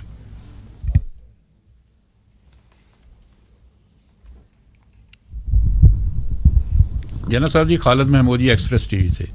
जना साहब, Indian media ने जो 3 दिन में तूफ़ान बर्पा किया, उसको तो हम अच्छी तरह जानते हैं, उसका जवाब भी उनको दिया गया। आज जो उनकी स्पोक्स पर्सन थे, मिलिट्री स्पोक्स पर्सन, उनकी आज प्रेस कॉन्फ्रेंस हुई, उसमें उन्होंने बताया कि बहावलपुर में जो उन्होंने टारगेट किया था, उसमें रऊफ़ नामी शख्स को उन्होंने टारगेट किया था, और उसको वो बहुत हाई वैल्यू टारगेट अचीवमेंट उसको शो कर रहे हैं। आप बताइएगा कि क्या ऐसा कोई वाक़या वहाँ पे हुआ और इसकी हकीकत क्या है? I think this question was discussed day before, once we had the last press conference. Because this was discussed in this point was made by this, so we have pulled out the same video clip. So I'll just see that first, so that you can see what the fact of the matter is. If we can run that clip, because the reality is for everyone to clear, is obviously for everyone to see. So you see, yes, this one. If you just stop here. So this is the Indian High Commissioner in UK who is showing on international media picture of a person leading the prayers. You can see that.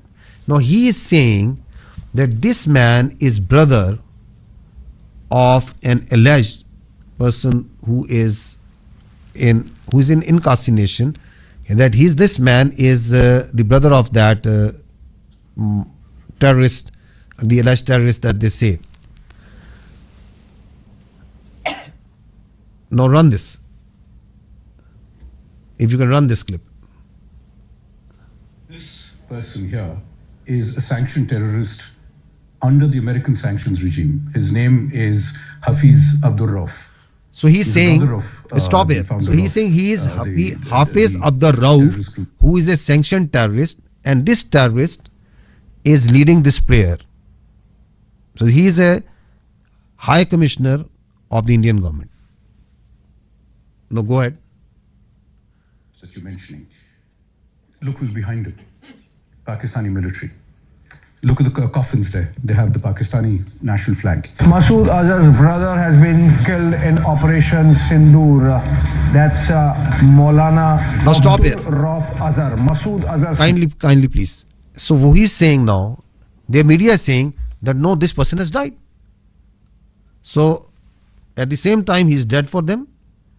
At the same time, he's alive for them, to whom to believe.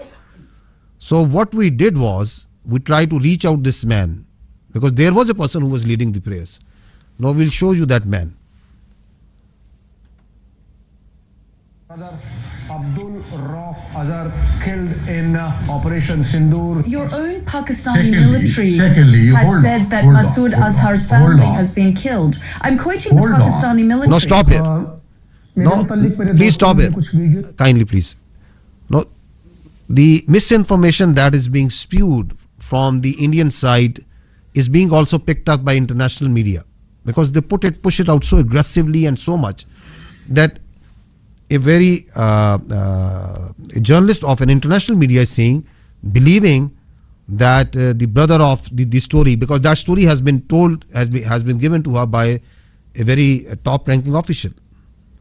And she's saying that the military officials of Pakistan have said that. Where is that record? At what time ISPR, myself, anybody has said and made any comment about him? Now he is this man. His name is Hafiz Abdur Rauf, who is actually leading the prayers. And listen to him what he's saying. जी एक जनाजा पढ़ाने की मुझे बड़ी ही शदीद तकलीफ है और रंज भी है कि बगैर किसी तस्दीक के, बगैर किसी तहकीक के मेरे बारे में इतनी बड़ी बड़ी बातें और बैनुल अक़वामी चीज़ें बयान कर दी हिंदुस्तान ने और उनके मीडिया ने, जो बिल्कुल ही मुज़क्का खेज़ है और जिसका हक़ाइक़ से क़तन कोई ताल्लुक़ नहीं है। मेरी ज़िंदगी सबके सामने है। मेरे माँ बाप उस्ताद थे, मैं खुद तालीम दोस्त आदमी हूँ। मैंने पहले कॉलेज में पढ़ा, स्कूल में पढ़ा और बेहतरीन मेरी एजुकेशन रही। So he's saying, I am surprised that I am being talked by the Indian media. So my parents were teachers. He's got 3 daughters, son, and he is born in March 1973. You can see his details, family details and everything over here. So we are actually surprised that even today, then again, they have come out with the same thing. So it is now getting, it's a little flabbergasted that whatever they are telling, why they are telling, and what to believe, what not to believe.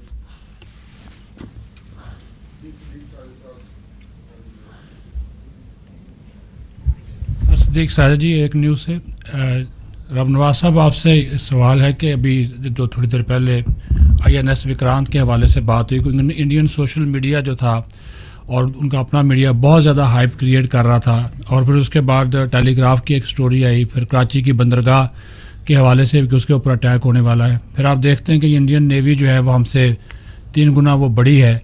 تو لیکن آپ نے یہ بھی کہا کہ ہماری جو فورس جو ہے وہ خاموش فورس ہے. تو کیا یہ جو خاموشی تھی کسی طوفان کا پیش خیمہ تھی جس کی وجہ سے وہ اٹیک نہیں کر سکے؟ کیونکہ ادھر تو لڑائی ہو رہی تھی اب آرمی کی بھی اور فضائیہ کی بھی. جی بہت شکریہ. وہ انڈین میڈیا نے تو آپ نے دیکھ لیا تھا کہ وہ کراچی پہ وہ اور باقی بھی لاہور کی بندرگاہ پہ بھی قبضہ کر لیا تھا جو آپ نے دیکھا اس پہ. تو وہ تو let's keep that aside. So again میں نے کہا نا کہ یہ بھی جو ٹیلی گراف کی بھی جو ساری یہ انفارمیشن آپریشنز ہیں اور جو میں نے آپ کی کیپیبلٹی بتا دی، and Indian Navy also understands کہ اس کی کیا کیپیبلٹی ہے. اور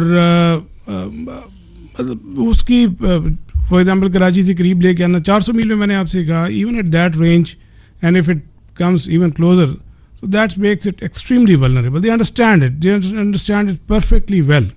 ایک تو جو کوآرڈینیٹڈ تھریٹ ہے naval air arm and Pakistan air force جو جنریٹ کرتی ہے وہ، اور ایون جو ہماری سب سرفس ایلیمنٹس ڈپلائڈ تھے تو وہ دے فلی انڈرسٹوڈ ایٹ آل ٹائمز کہ کیا تھریٹس ہیں. لیکن ظاہر ہے کہ میں نے جیسے کہا کہ جو وار کی پروسیکیوشن ہوتی ہے that's not an isolated service matter, that is coordinated at all 3 services level. تو وہ اس میں جو ڈیسیژن میکنگ ہوتی ہے وہ اسی حساب سے ہوتی ہے.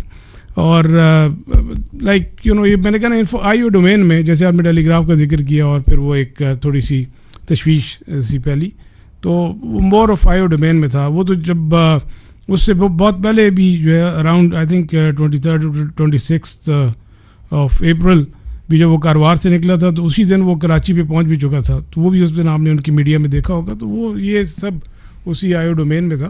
اور capability they all understand and while I am not undermining لیکن I am just be factually correct. We understand we have our plan ready. اور مطلب اگر کوئی ایڈونچرزم کی طرف آتا ہے تو we will take them down. Thank you very مچ.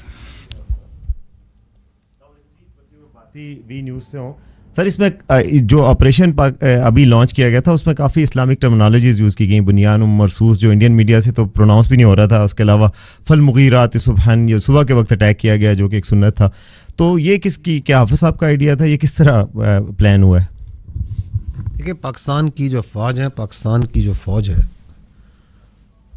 اس کے اندر جو اسلام ہے it is part not personally of our beliefs of each one of us, it is part of our training, it is part of our faith.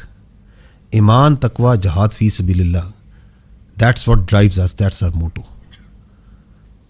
And alhamdulillah we have a chief of army staff who has a strong belief.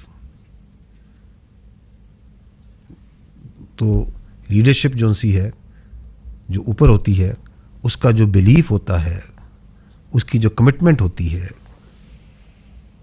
وہ translate ہوتی ہے into different طریقوں سے operations میں بھی. تو یہ جو نام ہے یہ کیا بتاتا ہے؟ یہ بتاتا ہے کہ یہ مومن ہوتے ہیں جو اللہ کی راہ میں لڑنے والے ہوتے ہیں، وہ سیسا پلائی ہوئی دیوار کی طرح ہوتے ہیں. دے آر دیٹ اسٹیل وال. اینڈ الحمدللہ اللہ کے فضل سے پاکستان کی افواج جو سی ہیں دے ایکٹڈ لائک اے اسٹیل وال.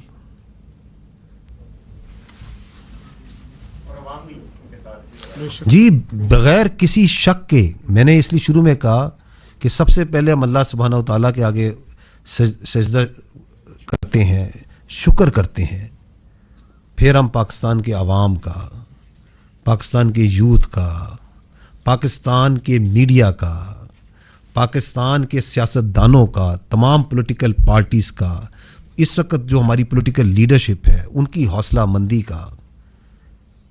یہ جو آپ نے رسپانس دیکھا ہے it is the all elements of national power. How quickly they came, how quickly they gel together and they were all that steel وال.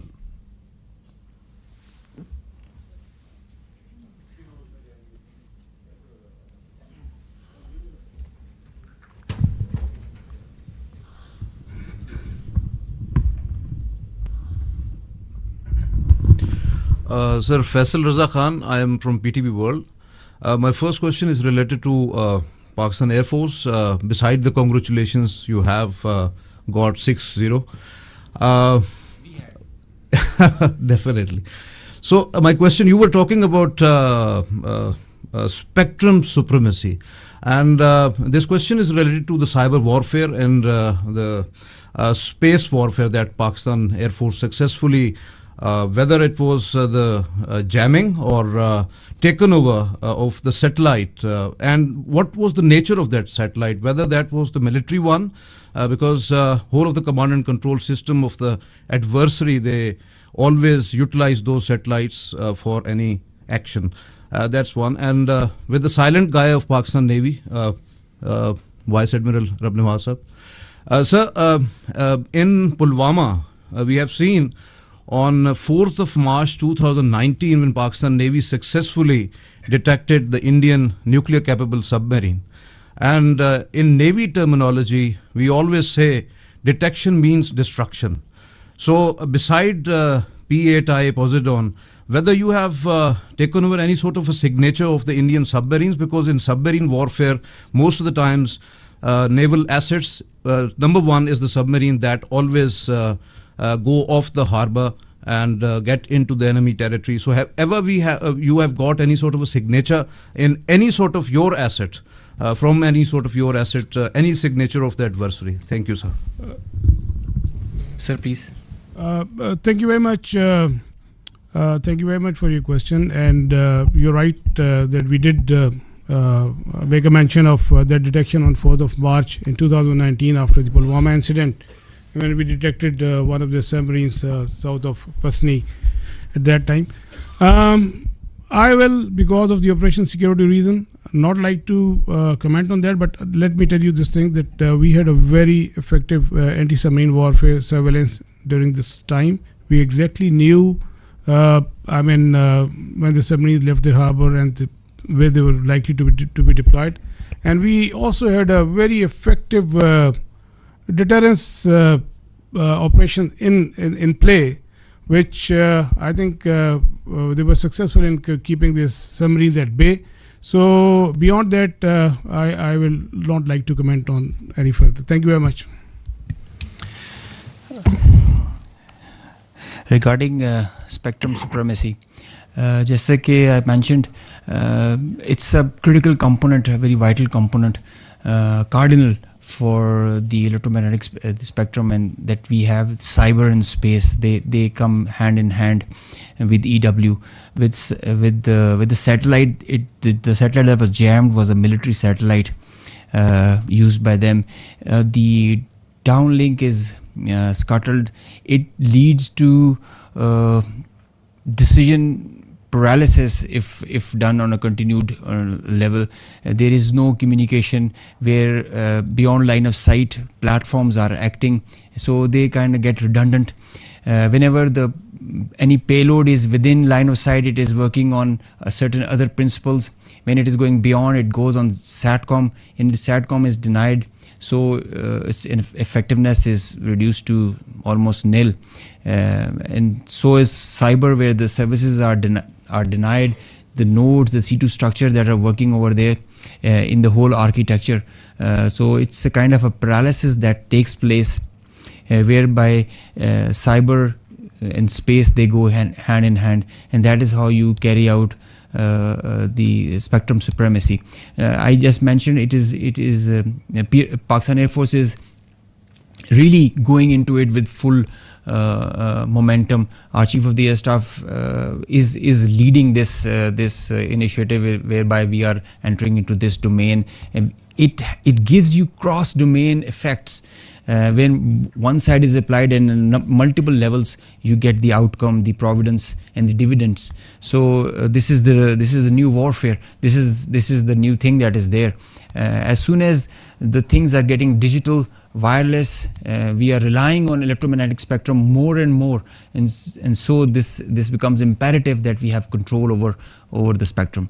I just mentioned control of air is preceded by control of spectrum now. Through spectrum and EW, we were able to see beyond our radars. And we had, as I mentioned, I showed you, we had correct, precise IDs of the projectiles and the platforms that were taking off, and thereby we could react in time and respond in the way as you just saw.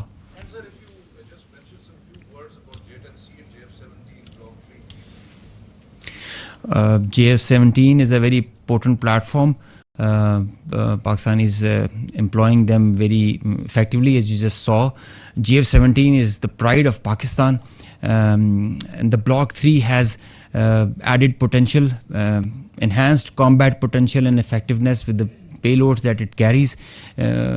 All these targets that were engaged were done by JF-17 Block 2 and 3s. It has the ESA radar. So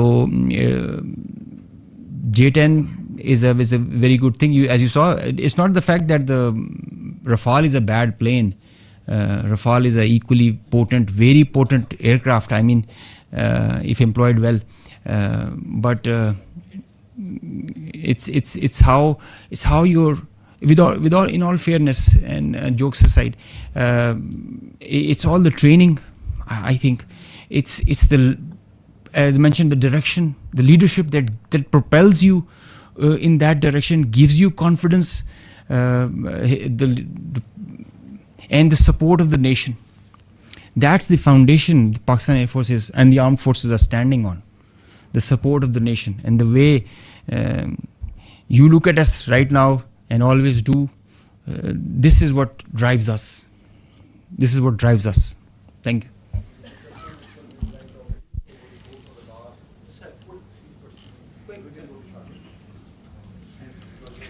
He's asking that the question should not be quick, the answer should also be quick. I'm sorry.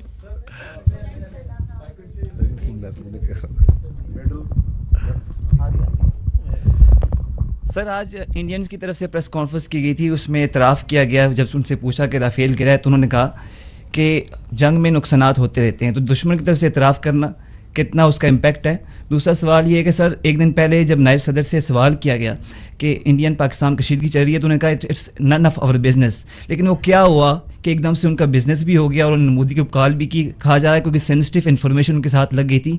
तो क्या national command authority की जो meeting थी उसके बाद हालात बदल गए, जज्बात बदल गए? आप राफेल का कर लो जी। देखिए, हम एक बड़ी प्रोफेशनल एयरफोर्स हैं। इंडियन एयरफोर्स भी बहुत प्रोफेशनल एयरफोर्स है, एक आर्म है, and we have a kind of unsaid unwritten vow in between that. हम एक दूसरे की प्रोफेशन उस पर कोई वो नहीं करते। My job is to defend my country, his job is to defend his and perform his duties. They can appreciate it. I appreciate it that they have accepted it, because it's evident. You can see it in the air, on the ground. Everybody is looking at this, satellite pictures for that. So he had no other choice, I guess. I told you there are 3 Rafales that are missing. So one MiG-29, one Su-30. जो आपने बात की, देखिए मैं आपको पहले ये अर्ज की है, and I will repeat it.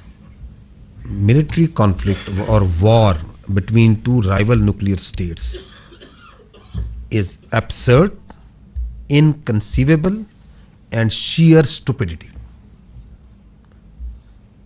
So, once the India thinks that it wants to carve out space for war between India and Pakistan, it is not carving out space for war. It is a recipe for mutual annihilation. Therefore, there is no space for war, and the world knows it. And you saw it. In this conflict, Pakistan exercised escalation control. We acted very maturely. We used our conventional forces, we gave up notch-up response, and we didn't even pull any force from our western front. We kept on continuing to give conducting the counter-terrorism operations without any pause. And while doing that, we were the one who were maintaining escalation control. And you saw that manifestation, that on the morning of 10th, who is asking that we don't want to de-escalate, we don't want to escalate, and if Pakistan is willing to de-escalate, then we will also de-escalate. Who is asking that? Publicly. So the escalation control was with Pakistan.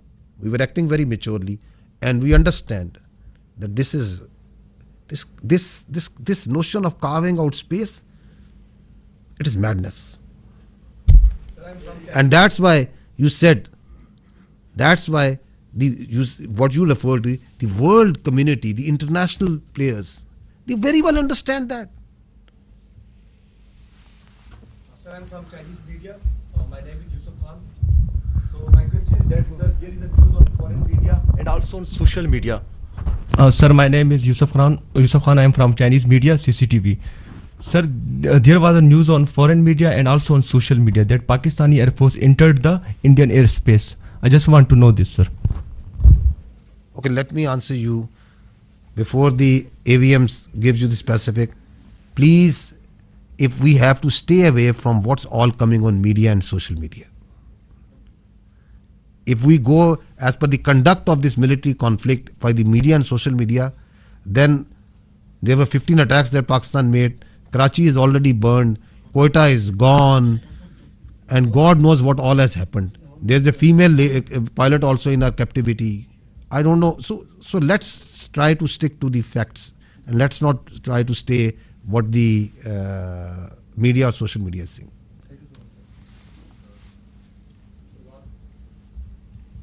Salman from Bold News. My question is for AVM. Chota sa quick question hai. What was the difference between PF and IF engagement? Is what only JTNC or something else?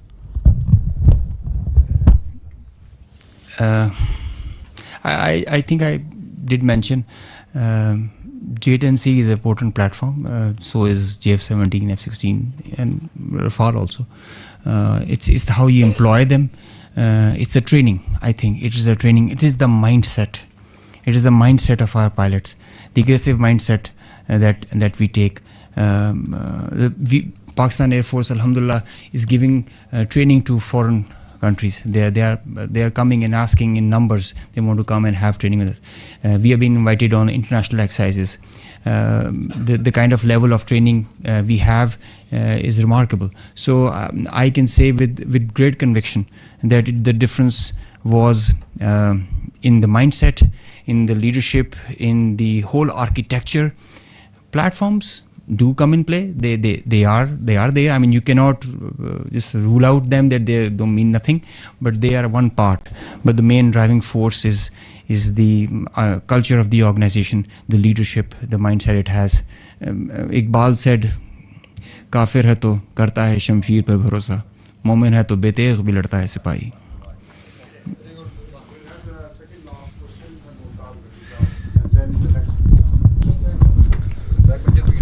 जल साहब, वैसे तो पहलगाम के फ़ौरन बाद जो disinformation operation launch किया गया था इंडिया की तरफ से इस कॉन्फ्लिक्ट के ऊपर, वो उससे सारी दुनिया आगाह हो चुकी है, मगर एक इंतहाई गैर जिम्मेदाराना ख़बर जो वहाँ पे फैलाई गई और फैलाई जा रही है वो यह है कि हमारी न्यूक्लियर फैसिलिटी को करियाना के करीब जो है उन्होंने हिट किया है।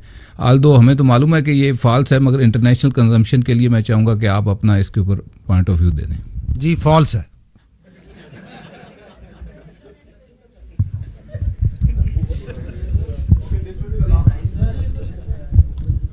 डी साहब, थैंक यू। गज़नफ़र साहब, आपका तो बहुत शुक्रिया कि मुझे सवाल करने का मौका मिला, और मैं ये भी रिक्वेस्ट करूँगा कि बार बार जिस प्रेस कॉन्फ्रेंस में भी हो मुझे सवाल करने का मौका मिले। और अला नूर वज़ीर हूँ, मशरिक़ पेशावर ग्रुप से। मेरा सवाल ये है कि भारत और पाकिस्तान दोनों एक दूसरे पर दहशतगर्दी के इल्ज़ामात लगा रहे हैं, तहफ़्फ़ुज़ात। तो ये इल्ज़ामात या तहफ़्फ़ुज़ात कैसे दूर किए जा सकते हैं? मिल बैठ कर किरदार अदा करना चाहिए दोनों ममालिक को। और दूसरा सवाल मेरा ये है कि अगेन अगर मतलब इस तरह ड्रोन आते हैं तो गिराने के लिए क्या अमल है? और साथ साथ जो मतलब भारत की जानिब से आपने बात की लोगों की कि हमने लोगों को टारगेट नहीं किया, तो आपका लोगों के लिए मैसेज क्या है और फिर भारतीय आर्मी के लिए आपका पैगाम क्या है?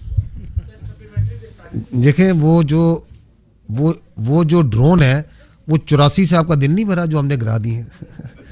जितने आए थे गिरा दिए, ठीक है, आएंगे और गिरा देंगे. तो आप please there is no issue, remain totally comfortable. Whatever they will send, whatever they can send, with the support of the people of this country, your armed forces have the capability to take them on. Absolutely no issue. جو آپ نے پہلی بات کیا کی تھی؟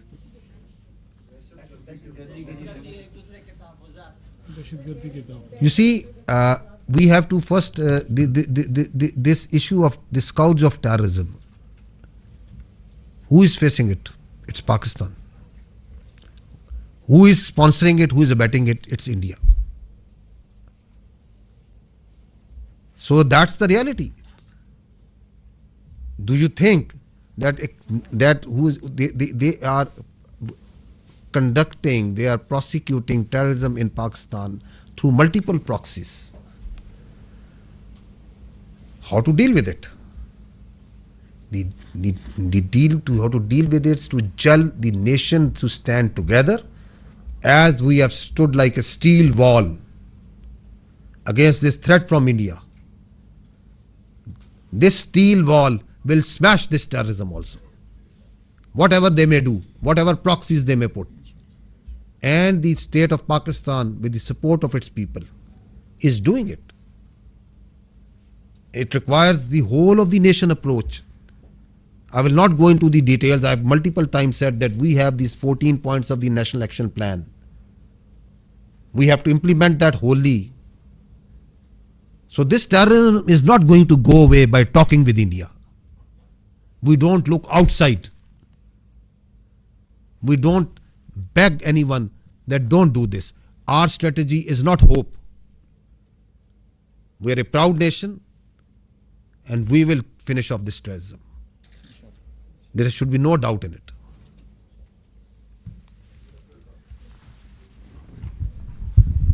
Thank you very much sir. Asghar Ali Mubarak daily mail से हूँ सर. जिस तरह का एक पाकिस्तान ने माशाल्लाह मशरक़ी साइड पे जो फतह ये हासिल की है, और कौम की मैंने देखा है कि खुशियों से उनकी आंखों में आंसू भी, लेकिन दिल उनका जो है आपकी आर्म फोर्सेस की वजह से बहुत जो है वो दुआएं दे रहा है. तो क्या हम मगरबी साइड पे भी इसी तरीके से इस जो मोमेंटम है उसके ज़रिए दहशत गर्दी के ऊपर काबू पा लेंगे, जिस तरह बलूचिस्तान के अंदर, जिस तरह केपी के अंदर हम देख रहे हैं कि मुख्तलिफ एरिया के अंदर, तो हम ये समझ सकते हैं कि ये जो मशरक़ी साइड के ऊपर जो इतनी बड़ी फतह याबी हासिल की है, उससे पाकिस्तान काफ़ी अरसे से हालत जंग में है, तो उसको भी हम इसी तरह जो है फतह याब से हमकरार करेंगे. मैं यही अर्ज करूँगा, इस दहशत गर्दी को पहले तो अव्वल यकीन रखें कि हम इस पे काबू पाएंगे, काबू पा लेंगे अल्लाह ताला की मदद से और नुसरत से. उसकी कुछ वजूहात हैं. उसकी वजूहात ये है कि हम सच पे, हम हक पे हैं. उनकी ये जो आइडियोलॉजी है, परवर्टेड आइडियोलॉजी है, ये इस्लाम नहीं है. इसका इस्लाम से, दीन इस्लाम से, इसका इंसानियत से, इसका पाकिस्तानियत से कोई ताल्लुक नहीं है. इसका हमारे रस्म व रवाज से कोई ताल्लुक नहीं है. मजलूम को मारना, खुद कुछ धमाके करना, मस्जिदें उड़ाना, किडनैपिंग करना फॉर रैंसम, भत्ताखोरी, स्मगलिंग, इसका क्या ताल्लुक है इस्लाम से? इसका क्या ताल्लुक है इंसानियत के साथ? तो we are on the right, the nation is on the right. You have a battle hardened army. what we just need is that we stand together the way we have stood together. And this nation, for its survival, for its prosperity, is standing together. आपको नजर आ रही है ये कौम मुत्तहिद, इकट्ठी, एक अज़म, एक चमक. हमें नजर आ रहा है, आपको नजर आ रहा है. एतमाद, बावजूद तमाम कोशिशों के दरार डाली जाए इस मुल्क के इदारों में, इस मुल्क की अफवाज में और अवाम में, किस तरह मुत्तहिद हुई है कौम? क्योंकि हमें पता है कि रियासत माँ होती है. इस माँ, इस रियासत की छत तले हम सब ने पलना बढ़ना है.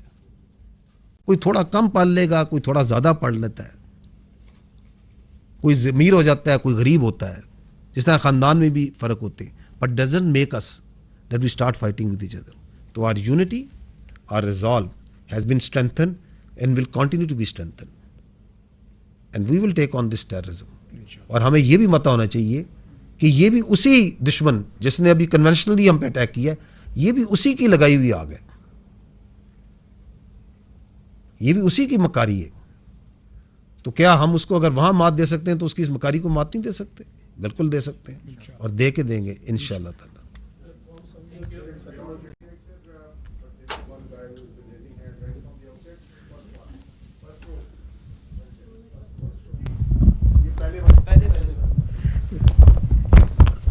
بشارت فاضل عباسی, ڈیلی جاب پاکستان سے. میرا اورنگزیب صاحب سے سوال ہے کہ ہمارے منسٹر نے بھی کہا تھا کہ جو ہمارے طیارے تھے وہ انڈیا کے طیارے جو کافی تھے ان کو ہم گرا سکتے تھے, تو کیا یہ بات صحیح ہے؟ ہمیں کیوں نہیں گرائے؟ اگر ہم گرا سکتے تھے تو ہم نے کیوں نہیں گرائے؟ جی سر. دیکھیے, I did mention escalation management and how you envisage and you plan the whole conflict. It is not reactive, it's proactive hota hai. So it is not also trigger happy also. So the principles give you direction and accordingly aap usko enact karte in the whole architecture. It's not firing at will. There is a prudent thought and a strategy behind it. Yes, we could have fired more. Yes, we could have had PAI along with Navy. But there is a greater design behind it. اور ہم ایک بڑی constraints کا مظاہرہ کرتے ہیں because there is اس میں ایک sanity prevail کرنی چاہیے. At least one side should practice it. دیکھیں, میں اس میں دوبارہ یہ ایڈ کرنا چاہوں گا, میں نے 2 بار یہ پہلے کہا ہے, یہ دونوں نیوکلیئر طاقتیں ہیں, دونوں ممالک. ان کے درمیان جو جنگ ہے وہ ایک حماقت ہوگی. 3 ورڈ میں نے استعمال کیے, ایبسرڈ, انکنسیویبل, شیئر اسٹوپڈیٹی. اب اگر اس میں سے ایک پارٹی جون سی ہے وہ اپنے کسی وجوہات کی وجہ سے, کسی گھمنڈ کی وجہ سے, کوئی اپنی پولیٹیکل اس کی اپنی کوئی خواہشات ہیں جن کو اچیو کرنا چاہتا ہے, we don't want to get into there. If he is trying to carve out a space تو وہ آگ سے کھیل رہا ہے. اس میں میچور پارٹنر کون ہے؟ میچور پلیئر ہم ہیں. اور آپ نے اس پورے پروسیس میں دیکھا جو اس طرح اے وی ایم اورنگزیب نے کہا کہ ایسکلیشن کو کنٹرول ہم کر رہے تھے. And the world knows it that how responsibly, how much with restrain. اگر آپ نے میری بات چیت سنی, ہم نے کہا we acted in a very deliberate, precise but restraint manner. اپنی جو ہماری کلچر ہے, جو ہماری ٹریننگ ہے, جو ہمارے ایتھوز ہیں, اس کے مطابق سیولینز کو ٹارگٹ نہیں کرنا, مساجد کو ٹارگٹ نہیں کرنا, پلیسز آف ورشپ کو ٹارگٹ نہیں کرنا, صرف اس کو ٹارگٹ کرنا ہے جو ہم پہ حملہ آور ہوا ہے. تو there is lot that is at play. We are not a trigger happy army, we are a peace loving nation. We want peace within and without. ہم صرف اگریشن کو جواب دیتے ہیں اور پھر ٹکا کے دیتے ہیں تاکہ کسی کی دوبارہ مجال نہ ہو ہماری طرف آنکھ اٹھانے کی. ہوگی تو پھر ہم آنکھ نکالیں گے. تھینک یو, بہت شکریہ بھائی.